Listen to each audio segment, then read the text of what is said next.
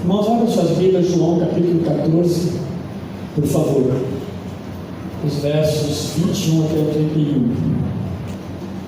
Esse texto, meus irmãos, é uma continuidade que nós estamos fazendo no Evangelho de João. Vamos trazer, esperamos trazer de alguma forma, contribuição para o livro, para o enriquecimento espiritual dos irmãos que já receberam bons estudos até esse momento.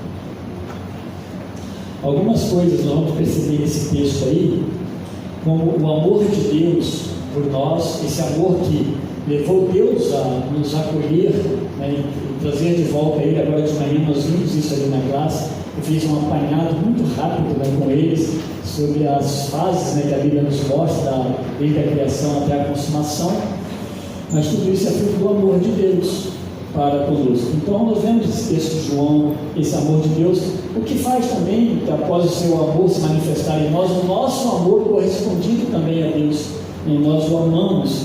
Mas com isso também, nesse cuidado de Deus, nessa relação, nós somos habitados pelo Espírito Santo de Deus. É a bênção que João fala que nós recebemos de Deus. E há umas ordens também de guardar o mandamento de Deus como servos dele. Vamos ao texto a partir do verso 21, diz assim: aquele que tem os meus mandamentos e os guardas, esse é o que me ama. E aquele que me ama será amado por meu Pai, e eu também o amarei e me manifestarei a ele. Disse-lhe Judas, não Iscariotes: de onde procede, Senhor, que estás para manifestar-te a nós e não ao mundo? Respondeu Jesus: se alguém me ama, guardará a minha palavra, e meu Pai o amará, e viveremos para ele e faremos nele morada. Quem não me ama, não guarda as minhas palavras, e a palavra que estás ouvindo não é minha, mas do Pai que me enviou. Isto vos tenho dito, estando ainda convosco, mas o Consolador, o Espírito Santo, a quem o Pai enviará em meu nome, esse vos ensinará todas as coisas e vos fará lembrar de tudo o que vos tenho dito. Deixo-vos a paz, a minha paz vos dou, não vou lá dou como a dá o mundo. Não se turbe o vosso coração e nem se atemorize. Verso 28 ao final: ouvistes o que eu vos disse, vou e volto para junto de vós. Se me amasseis, alegrar-vos-ieis de que eu vá para o Pai, pois o Pai é maior do que eu. Disse-vos agora antes que aconteça, para que quando acontecer vós creiais. Já não falarei muito convosco, porque aí vem o príncipe do mundo, e ele nada tem de mim. Contudo, assim procedo, para que o mundo saiba que eu amo o Pai, e que faço como o Pai me ordenou. Levantai-vos e vamos daqui. Essas são as palavras de Jesus no final desse capítulo 14 de João. Nós temos, meus irmãos, ao longo das passagens de João, nós temos lembrado que nessa segunda parte nós dividimos, né, João a partir do capítulo 13 e os capítulos subsequentes. Jesus ele se desloca daquilo que ele estava fazendo, seu ministério público, da realização de diversos milagres no meio do povo. Jesus estava vivendo literalmente no meio do povo, e ele se dedica agora exclusivamente aos seus discípulos. Ele agora é um discipulado bem próximo, bem direto. Estava acontecendo isso quando ele fazia milagres, quando ele andava com eles, mas agora Jesus vai andar junto com eles, vai estar junto com eles um bom tempo nesses dias finais. Essas são as horas finais, né? E, por certo, as mais difíceis pelas quais o Senhor Jesus estaria passando na sua missão aqui na terra. São as horas finais, né, da sua vida aqui na terra. Depois ele vai morrer, ressuscitará, mas voltará para o céu, estará retornando ao Pai. Ele fala isso aqui. E enquanto isso não acontece, enquanto isso não se efetiva, ele vai trazer alguns ensinos essenciais, tá? Essenciais aos discípulos, a fim de que o testemunho do Evangelho prossiga. Ele diz, disponibilizado pela instrumentalidade dos discípulos de Jesus. Talvez você possa entender que é o que acontece comigo e com você. O que nós fazemos, o que nós falamos, como nós vivemos, tem a ver com o que Cristo nos tem ensinado. Na pregação anterior, mais recente, nós vimos que Jesus mesmo lhe afirmou que se eles o amassem, falando para os seus discípulos, eles guardariam os seus mandamentos e seriam agraciados com a bênção pela presença do Espírito Santo de Deus na vida deles. É um resultado desse amor, dessa correspondência, e isso é muito óbvio. No verso 15 e 16 ele fala isso, tá? Ele diz assim: olha, se me amardes, guardareis os meus mandamentos, e eu rogarei ao Pai, e Ele vos dará outro Consolador, para que fique convosco para sempre. Então é a primeira vez em João que Jesus faz esse solene anúncio para eles, ainda que João houvesse falado em outros momentos sobre o Espírito Santo, por exemplo, no capítulo 3, como o regenerador. Ele fala lá, se você ler o capítulo 3, vai encontrar essa mensagem que Nicodemos precisava nascer de novo, precisava nascer da água e do Espírito Santo. Mas agora ele faz a menção de derramar do Espírito sobre o povo de Deus, coisa que não havia acontecido, foi para marcar agora a igreja na nova aliança. Então, a partir do verso 21, Jesus vai repetir o que ele disse nesse verso 15. Só que Jesus agora ele faz alguns acréscimos, ele põe mais algumas coisas junto, ou seja, ele diz assim: ó, aquele que me ama, guarda os meus mandamentos. Está ok, lá no verso 15 está isso aí. Mas ele complementa: e será amado por Deus e por mim, e a este discípulo eu também me manifestarei. Há uma relação. Jesus está dizendo que esse amor, essa correspondência vai se complementar de várias maneiras. Deus vai se manifestar à vida daqueles que o amam. Eu me mostrarei a eles. E aqui não significa que alguém precise então amar Jesus primeiramente, e nem consegue também, e guardar os seus mandamentos para depois ser amado por Ele ou por Deus Pai. É uma colocação que Jesus faz, mas nós entendemos e aprendemos que o nosso amor, ele advém, ele nasce do amor de Deus primeiro por nós, depois nós também o amamos. Então, no relacionamento de Deus com o homem, sempre Deus tomou a iniciativa desse amor, dessa providência. A gente precisa lembrar que quando Deus nos cria, nós vimos hoje sem pecado, e depois acontece a queda. A Bíblia vai tratar essa questão da queda como uma situação irreversível pelo homem. Ela não pode ser revertida, é impossível. Estamos condenados, a não ser que Deus nos ressuscite em Cristo Jesus para uma nova vida. Então Deus começa, Deus inicia, Deus faz, Deus prepara. 1 João 4,19 diz: nós o amamos porque Ele nos amou primeiro. Sempre o princípio do amor e do cuidado vem de Deus. Então, Ele vai nos chamar à salvação, Ele vai purificar-nos dos nossos pecados, Ele vai nos reconciliar com Ele mesmo.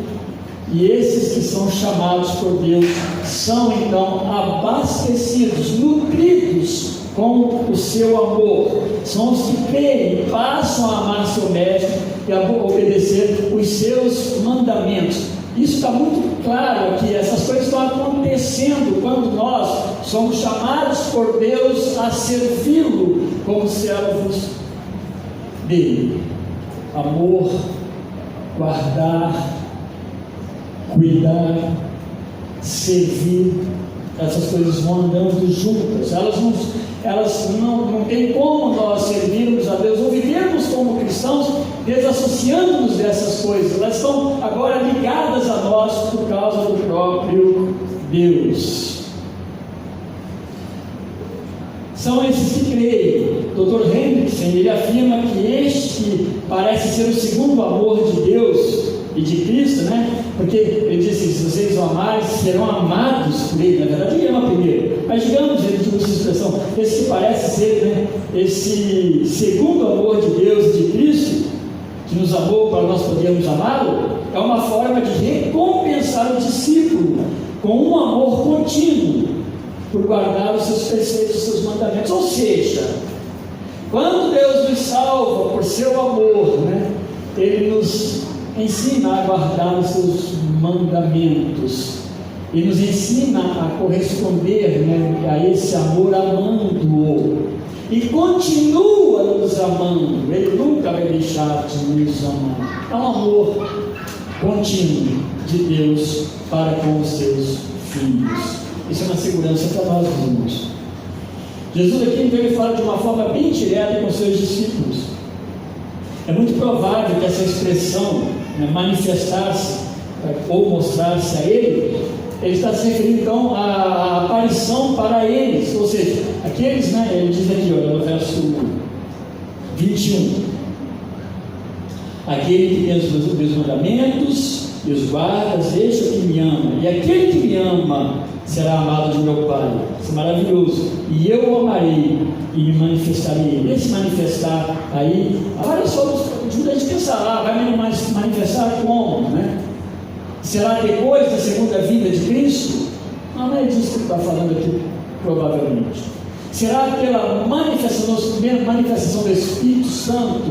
Sim, tem até cabimento, porque ele está falando aqui do derramar do Espírito Santo. Mas aqui está muito provável ser a ressurreição. Os que me amam, né, bem diretamente os seus discípulos, me verão e me reconhecerão e participarão da minha vitória sobre a morte. Me verão ressurreto. Eu me manifestarei a vocês. Aquilo foi muito direto para aqueles discípulos daqueles dias. Surge então a pergunta de Judas no verso 22, depois da resposta no 23.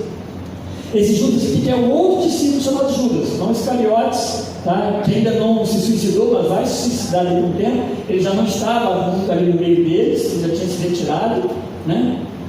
E é identificado como filho de um tal Tiago também, que não é tratado. Quem é esse Tiago? Talvez isso não seja tão importante, mas a gente tem muitos nomes iguais e faz confusão. Outro Judas, filho de Tiago, mas tem discípulo chamado Tiago. Então, não, é um Tiago que era pai de um outro Judas que não é os Iscariotes. E todos os meus irmãos entendem que a pergunta que Judas faz, ela revela algo além de uma ressurreição, ou mesmo além de uma bênção do Espírito Santo. Ele está falando aqui quando ele pergunta: Senhor, de onde vem que te hás de manifestar a nós e não ao mundo? E aí ele faz uma tradução que fala, não ao mundo. Ele está falando essa maneira, ele está pensando aqui agora sobre o Espírito Santo, ele está pensando sobre a ressurreição. Com certeza, Tiago não tem isso em mente.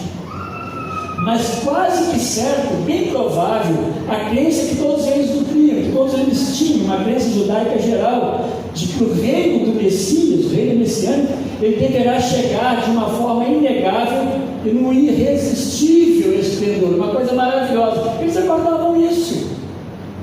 Bom, agora nós estamos com o Messias, que fez milagres, nós cremos. Agora vai haver uma grande manifestação esplendorosa no meio do povo. Possivelmente é o mais certo que esteja passando na cabeça dele quando faz essa pergunta para Jesus. Porque como manifestar-me a nós, não vai se manifestar? Ele diz aqui, a nós e não ao mundo. Essa é a ideia. Salvador, o Messias, que todos vissem manifestando-se em Israel. Então a pergunta de Judas, no verso 22, sugere mais a ideia de que eles queriam que Cristo seria o libertador, o Cristo que vai derrubar a oposição, seja ela romana, seja ela de todos os outros grupos que lutam contra a religião judaica. Pode estar inserido aí. É a ideia de que mostra-te e também teu grande poder ao mundo. É mais ou menos isso que Tiago quer dizer. Ele não está falando, olha Senhor, queremos ver a sua ressurreição, desejamos ver que manifeste-se a nós pelo poder do Santo Espírito. Ainda não estavam maduros suficientemente para afirmar essas coisas, mas a ideia de um Cristo que vai manifestar no trono era mais provável na mente de Tiago. Mostra-te também. Lembra que os irmãos de Jesus falam, vai para Jerusalém, mostra-te ao mundo. Eles falam isso com Jesus Cristo também. Então, meus irmãos, se tudo isso pode fazer sentido, como pode parecer também, a resposta que Jesus dá no verso 23, logo na sequência, vai levar Judas, né, e os demais discípulos, porque ele é um representante, a pergunta dele representa a dúvida dos outros também, vai levá-los para o ponto de que Jesus tem repetido diversas vezes aqui no capítulo 15, ele fala no verso 15, no verso 21, 23 e 24, onde vê-se que o processo é menos triunfalista como eles imaginam, é menos isso, ou seja, para ser mais exato, é oposto a isso, porque o que vai trazer, quando eles enxergarem Jesus de fato indo para a cruz e morrendo na cruz, e todo aquele processo de dor e sofrimento, vai trazer sustento. Pedro, ele está seguindo a Jesus, e chega um determinado momento que ele nega a Jesus Cristo, quando começa a ver que a coisa está ficando feia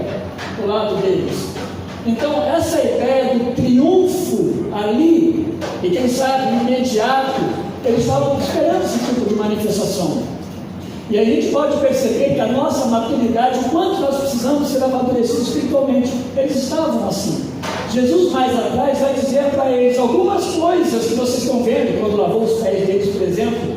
Vocês veem agora, vocês não entendem, mas entenderão. E a expressão de Jesus, ele está dizendo logo após a ressurreição, porque, meus irmãos, a ressurreição vai quebrar diversas coisas que estavam na cabeça deles, que formadas como religião.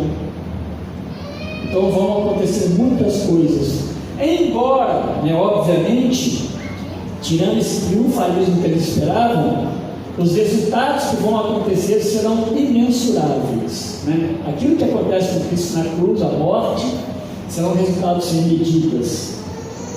Então tudo começa relacionalmente com o amor de Deus em Cristo, a libertação por meio da palavra. Ele está falando essas coisas, a palavra que eles recebem, a palavra que eles obedecem. Isso é muito forte aqui, receber a palavra, obedecer a palavra. A palavra de Deus, toma muito cuidado, meus irmãos, para que ela não seja apenas uma leitura simples ou simplista de nossa parte. Se parar e agarrar nela, sua devocional, ela pode ser grande ou pequena em termos de leitura, mas pare nos textos, observe o que Deus de fato está querendo falar, porque essa é uma das orientações de Jesus aqui. Esse guardar os mandamentos é fundamental. E se nós não os conhecemos, nós não o guardamos. E o amor está bem explícito nesse guardar os mandamentos. Então começa com essa relação do amor de Deus em Cristo, a libertação da palavra, o amor deles a Deus na sequência, o amor deles a Deus e também a Cristo, e também a recompensa por tudo isso, com o amor de Deus e de Cristo continuando sobre os seus discípulos. É assim que acontece, é assim que nós estamos vivendo e sobrevivendo como cristãos, porque tudo isso está acontecendo no meio de nós. Agora, se você não precisa contar, a gente, quando está estudando o texto, a gente começa a ver algumas coisas que nos chamam a atenção, mas a palavra amar, nesse texto, ela aparece 7 vezes aí. Amar, deve ser alguma coisa importante que eles deveriam observar. Guardar, ela se repete 3 vezes, e é guardar a palavra, guardar os mandamentos. E o próprio mandamento, ou palavra, ou preceito, em algumas traduções, aparece 4 vezes. São coisas fortes que Jesus está querendo dizer. Essa relação de amar, guardar, e guardar o que? Os mandamentos de Deus. O caminho, então, é por outra direção. E não pelo pensamento escatológico judaico, que eles nutriam como um Messias tronal, um Messias com uma roupa majestosa naqueles dias deles. Não era esse o sentido que Jesus falou para ele. Jesus está instruindo esses homens nessas últimas horas em que eles ainda possuem aparentes dúvidas nos seus corações, que a base não será uma luta armada, não será um trono, mas será por meio da graça. Embora ele não diga que se expresse com a palavra graça, mas Jesus está chegando e diz: vai ser a cruz e vai ser a graça, que vai mover o cristianismo, que vai mover qualquer tipo de revolução no mundo. Será por mim e não será por vocês, pelas lutas armadas, será pelo meu poder em vocês, será pela relação da igreja comigo. Então, no final das contas, meus irmãos, nessa relação nós somos tremendamente abençoados com amor, com graça, com o Espírito Santo, e Jesus opera em si pela instrumentalidade da sua igreja. Louvado seja Deus por isso. Então não será um reino geográfico, Judas, mas corações arrependidos, corações transformados. O que vai acontecer então, de fato vai assustá-los, por mais que a gente tenha falado muitas vezes. Dessa forma, mais uma vez, amar e guardar os mandamentos é o resultado de uma mudança espiritual na vida dos que passam a crer em Cristo e nessa realidade da cruz.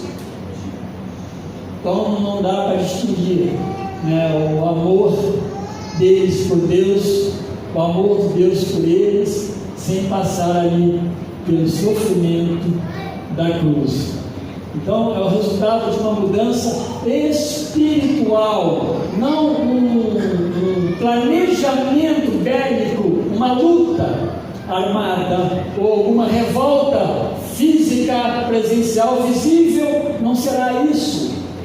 Será algo que vai assustar o mundo, vai assustar os judeus, vai assustar os romanos, vai assustar todos eles.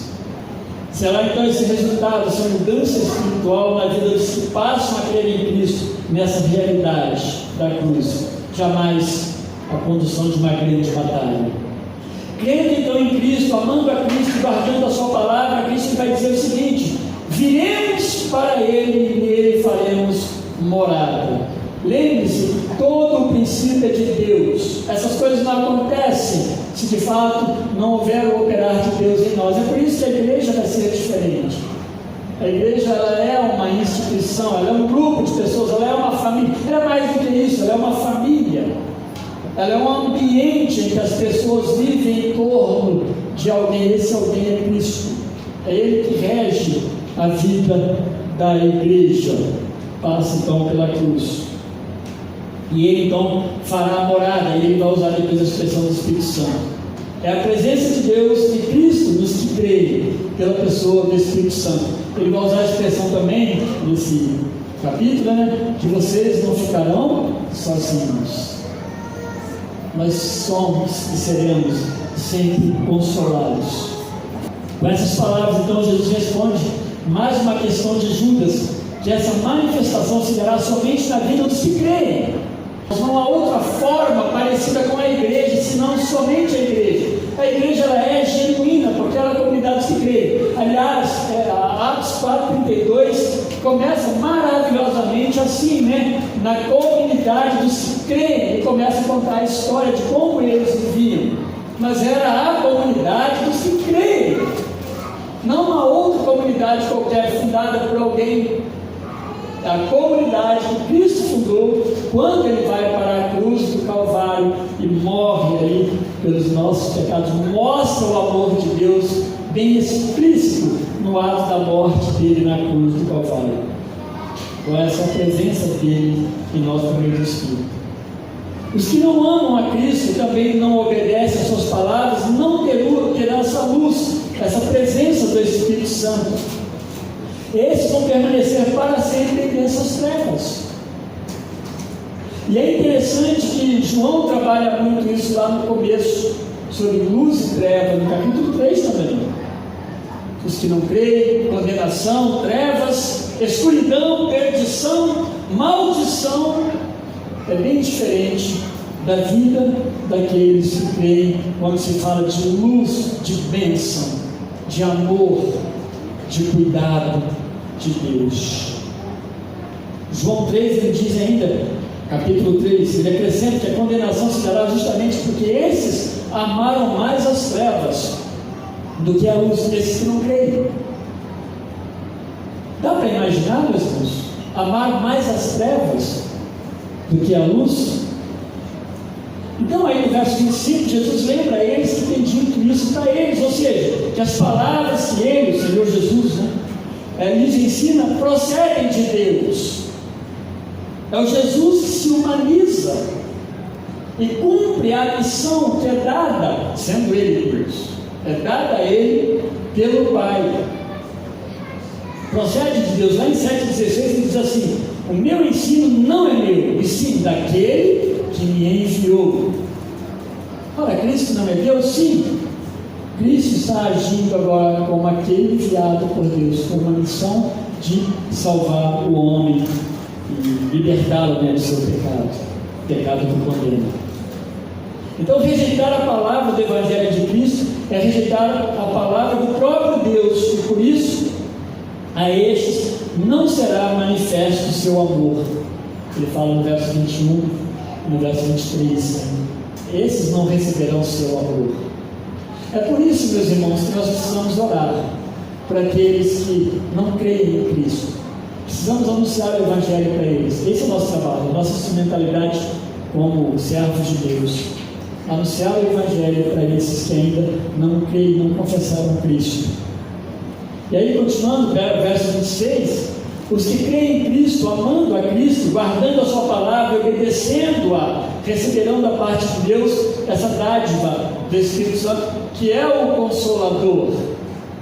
Ele vai usar mais atrás, é o outro Consolador, porque lá em 1 João, Jesus se manifesta como Consolador. Lá a expressão é advogado, mas é paráclito, é Consolador também. Que coisa maravilhosa, né? Então a Trindade nos consola. Agora está falando da presença desse Consolador, que nós não vemos, mas ele está no meio de nós. Ou seja, Deus nunca nos abandonou. Deus sempre esteve e estará conosco, com certeza, até o fim de todas as coisas.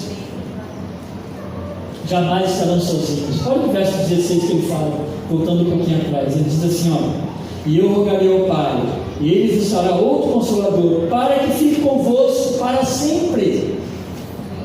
Isso, meus irmãos, tem que ser regenerador, no sentido de paz e alegria. Tem que nos alegrar, tem que dar segurança a nós, como cristãos, com certeza. A gente falou uns dias atrás que o Espírito Santo ele não é uma força ativa, como muitos pregam, como muitos creem. Ele não é apenas um movimento poderoso da parte de Deus em favor das pessoas, também não é isso. Ele é uma personalidade, esse Espírito Santo. Ele é uma pessoa, né? Ele ama, ele age, ele fala, ele ensina, ele ilumina, ele cuida. Nós vimos isso da vez passada. Ele age de fato no meio de nós. Ele intercede diante de Deus com gemidos inexprimíveis. Ele fala diante de Deus por nós. Ele nos ensina como proceder, como falar. Então, meus irmãos, duas ferramentas importantes que agem em nós e que nós temos que nos valer dela. A palavra de Deus, mandamento, ele está falando muito isso aqui, e o agir do Espírito. Há muita gente que quer que o Espírito age na sua vida, mas não lê a palavra, nem conhece a palavra. Como funciona isso? Como? É um casamento, o conhecimento da palavra e o agir do Espírito de Deus em nós. Agora, nos milagres, sim, Deus vai fazer o Espírito Santo agir, mesmo que a gente não conhece. Eu conheço algumas histórias, e aqui nós temos uma desses nossos irmãos afegãos, nós ouvimos o testemunho deles. A forma como eles se converteram a Cristo foi um milagre. Milagre. Mas eu ouvi outros que Deus fez milagre. Por quê? É como Deus chegou no coração desses homens que ele chamou à salvação. Louvado seja Deus. Então o Espírito Santo ele age, ele é uma pessoa. Aqui nessa fala de Jesus com os seus discípulos, eles são confortados pela presença do Espírito Santo nas suas vidas. Ele diz que vai ensiná-los todas as coisas e os fará lembrar de tudo que eles têm dito. Esse é o trabalho do Espírito Santo, nos fará lembrar. E quantas vezes nós estamos agora querendo uma solução, Deus vai nos levar para a palavra dele, o Espírito está agindo.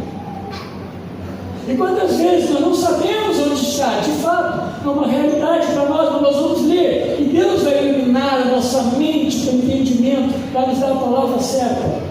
Porque, meus irmãos, essa é a palavra de Deus, ela faz milagres mesmo. Quando nós a abrimos intencionalmente para ler, compreender e obedecer, Deus vai nos instruir por meio dela. Temos que crer nisso. E aí o Espírito Santo de Deus está agindo nisso tudo. Mas não tem sentido quando essa palavra é esquecida em algum lugar. Essas coisas não funcionam só por partes. Elas têm conexão. Todas e tudo que ele fala aí, né? Todas as coisas, e vos fará lembrar de tudo, né, que eles têm dito, compreende não somente o aprendizado pessoal dele sobre Cristo e o Evangelho também, conhecer Cristo e o Evangelho, quanto testemunho sobre Cristo e o Evangelho. Não está falando só disso, tá? Não compreende só o aprendizado pessoal deles sobre Cristo. Há muito mais. Naqueles dias não havia nada escrito que foi revelado a eles por Jesus Cristo. Não estava escrito como nós temos. Nem aquelas pessoas que receberam as cartas de Paulo, ou as cartas de Pedro, de João, né? São os primeiros que vão receber alguma coisa, estão recebendo alguma coisa nova. Mas não havia nada. Quando esses homens, então, eles vão ser usados por Deus para lembrar, eles não se contradizem, os evangelhos, porque Deus os fez lembrar de tudo e todas as coisas, pelo poder do Espírito Santo mesmo, na vida deles. Essa lembrança, ela viria pela iluminação do Espírito e inspiração para escreverem aquilo que lhes foi anunciado por Jesus. A inspiração hoje nós não usamos mais, ela é bem específica, que Deus usou para aqueles que escreveram aquilo que Ele desejava que fosse escrito. Deus nos inspirou, nós somos iluminados pelo Espírito de Deus para interpretar aquilo então que está escrito pelos nossos irmãos do passado. Um pouco mais atrás, no capítulo 12, capítulo 12 também, João escreve que eles se lembraram daquilo que viram e ouviram após a ressurreição e a ascensão. Ele vai usar essas expressões nesses capítulos. Após a ressurreição e a ascensão, nós fomos lembrados pelo poder de Deus das coisas que Ele nos anunciou, que Jesus nos anunciou. Então, meus irmãos, sem a presença do Espírito, nós somos no máximo meros conhecedores, porém jamais obedientes ao que conheceríamos do Evangelho. Nos versos finais dessa postagem sobre essa partida de Jesus e o conforto do Espírito, versos 27 em diante, ele volta a consolá-los com a permanente presença de paz também nos seus corações. A gente ouve falar que todo mundo deseja a paz de Deus, a paz nos seus corações. Aqui é o resultado de uma fé de entrega, uma fé de obediência a Deus, que gerará paz no coração, mesmo diante dos piores conflitos. Será o resultado de uma fé prática em Cristo e a presença do Espírito Santo, que produzirá essa paz em nosso coração. É a paz promovida pela crença nas doutrinas básicas da nossa fé, em como elas se cumpriram e se cumprirão na vida dos servos de Deus, dos seus discípulos. É a paz que pode ser plenamente atuante na pior das aflições.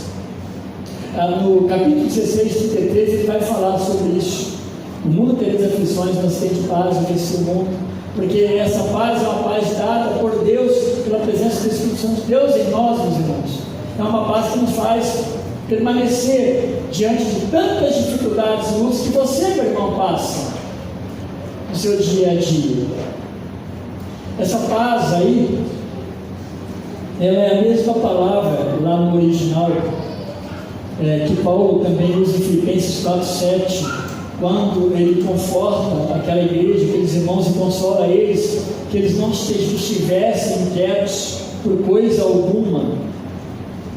Fala que a paz, que consola, que conforta, que traz renovo nos seus corações, é o mesmo que Jesus Cristo está falando aqui. No original é ele.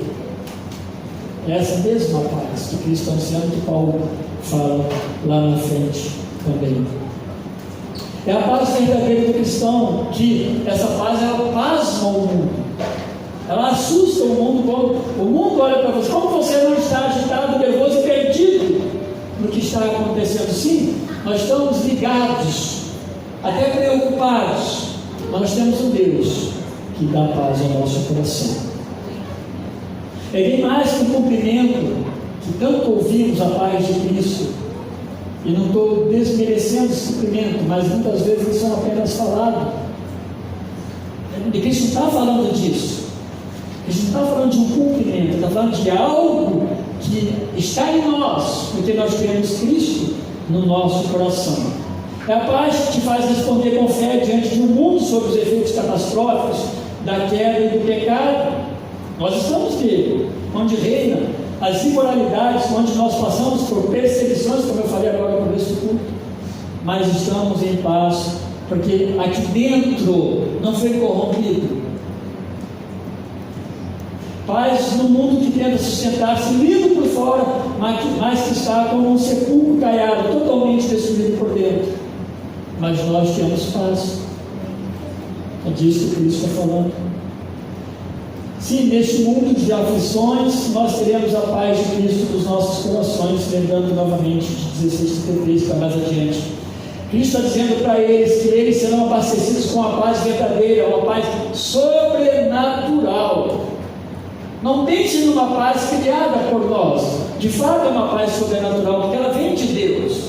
Por isso que nós somos consolados. Ela é sobrenatural.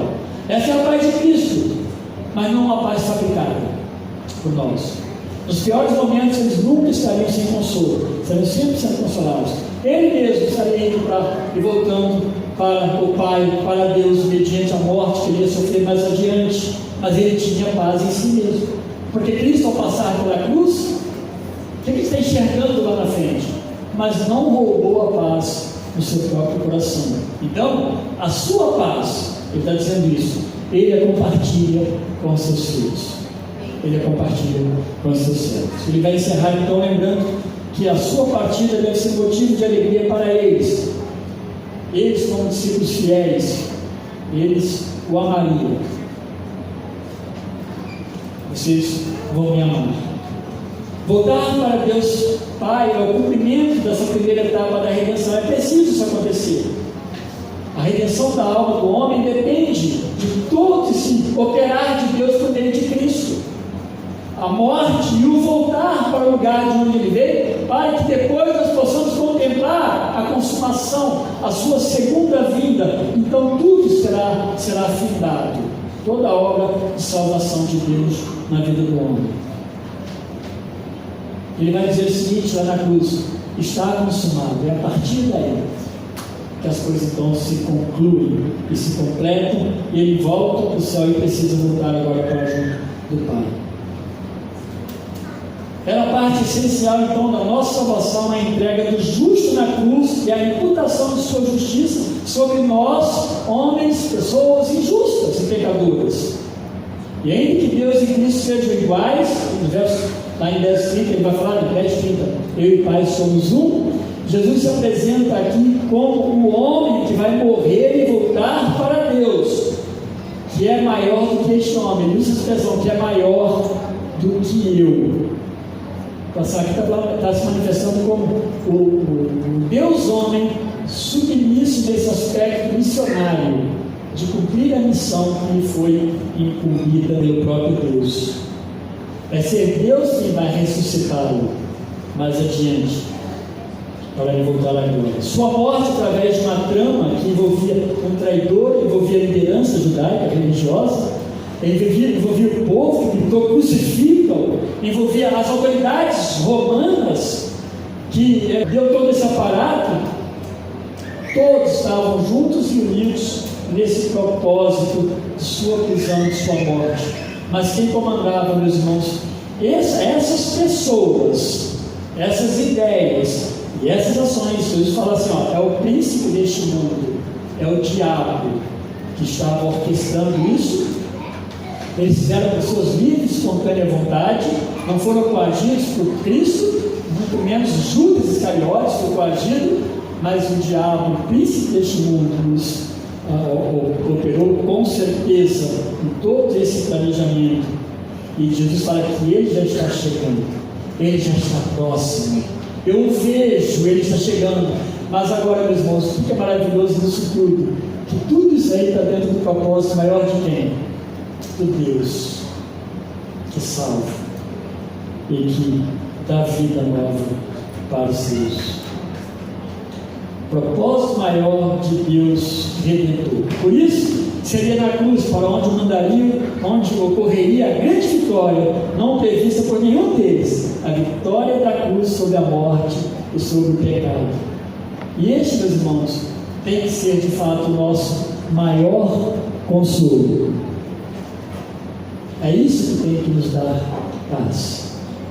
E às vezes as pessoas estão procurando, alguma forma de ter paz, de ter uma vida que não tenha nenhum tipo de problema de divergência ou contrariedade. Isso não existe.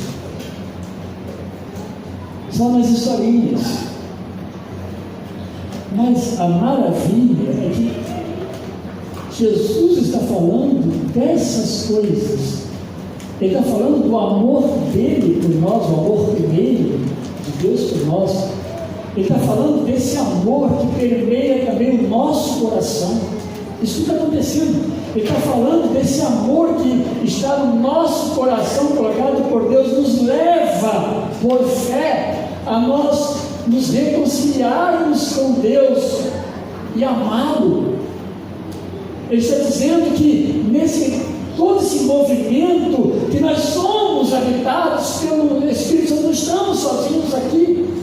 Ninguém vai para casa e vai ficar isolado de Deus. Deus estará contigo o tempo todo.